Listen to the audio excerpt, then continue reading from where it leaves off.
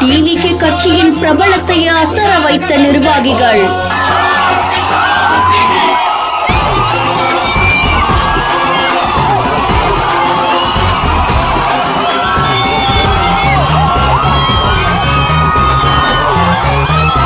அலைக்கடல் என திரண்ட கூட்டத்தால விமான நிலையமே ஸ்தம்பித்து போயிடுச்சு.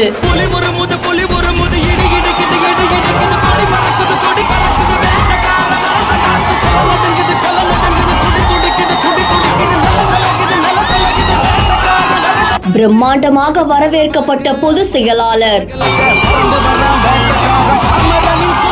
டிவிகே கட்சியுடைய பொதுக்குழு கூட்டம் தென்காசியில நடந்திருக்கு. இதை தொடர்ந்து இதுல கலந்துக்கிறதுக்காக பல நிர்வாகிகள் அங்க வந்திருக்காங்க. அப்போ மதுரை விமான நிலையத்துக்கு புசி ஆனந்த் அவர்கள் வந்திருக்காங்க.